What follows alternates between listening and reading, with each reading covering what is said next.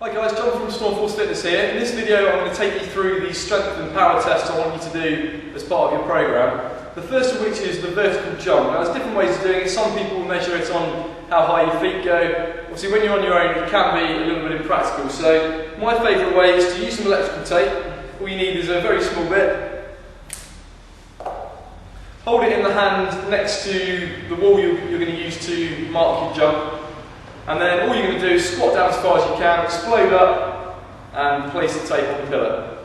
Okay, so go down, jump, and place the tape on the pillar. Like I said, there's different ways of doing it. You might use chalk. If you're using a brick wall, chalk tends to work quite well. You could use blue tack. If you don't want your wall getting marked, you could use a marker pen, not quite as appropriate, but using the electrical tape there, that's the best method that I've found. Okay, make sure you warm up properly when you do any of these tests, and that's how you do your vertical jump test. Okay, so your next test is going to be the standing long jump.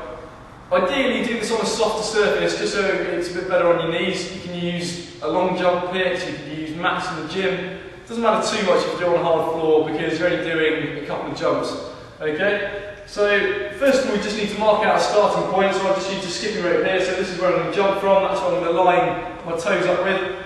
And I've got a pen here, because what I'm going to do is, once I've done all my warm-up jumps and build up, I'm going to start from here, squat as low as I can, jump as far as I can, and then stand up. Whichever heel is further back, that's basically my marker point. That's where I'm going to place the pen. And then obviously we go back to the start, take the tape measure, and then measure out how far you jumped. And that's basically your standing long jump test. Okay, the next test is the 1 rep max shoulder press. Obviously you can do this with dumbbells or kettlebells depending on what equipment you've got available.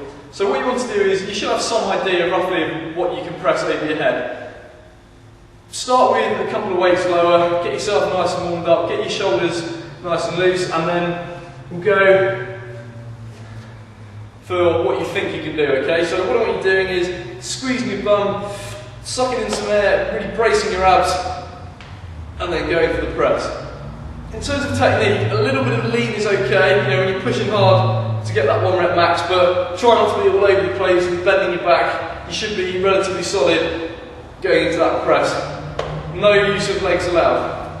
Obviously, if you can press that and it goes on quite easily, then make it a little bit harder, go to the next dumbbell or the next kettlebell and see what you can do. If you are using kettlebells, you may find that, for instance, if you use the 16 kettlebell, you can actually do 3 or 4 reps, but then when you go to use the 20, you can't even get 1 rep. In that case, use the 16 and see how many reps you can do with really good technique, and that will be your marker. By the end of the program, you'll definitely be using the 20, if not more.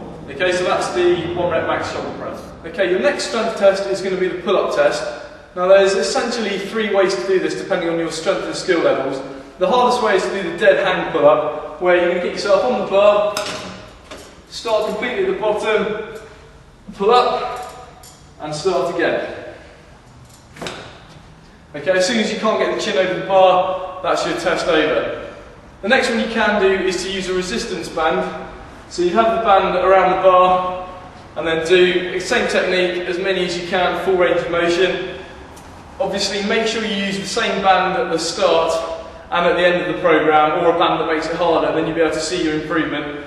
Thirdly, if you train in a gym and they've got one of the pull-up assistance machines, you can always use that. Take a record of what weight you use to help you get up, and again try it at the end of the program using the same weight. See how many you can do on that one. Obviously you do a lot more reps, or you can try a weight that makes it a lot harder. So there's different options for you depending on your skill and fitness level. Okay, so that's the pull-up test. Okay, your final test is the push-up test.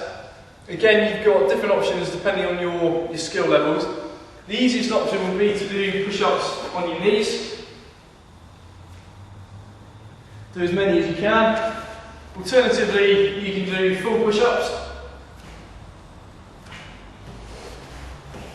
If you find full push-ups too easy, and you find you can do sort of 50-60 repetitions, then I'd rather you choose to do the one-arm push-up option, so you can really start pushing your strength. So for this test, you're going to go into the one-arm position, spread the feet quite wide, one hand behind your back,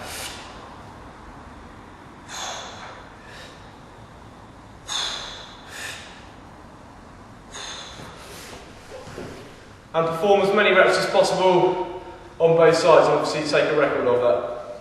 So that's all the strength tests you're going to do at the start of the programme, and then again we're going to do it at the end of the programme to see how much you've improved.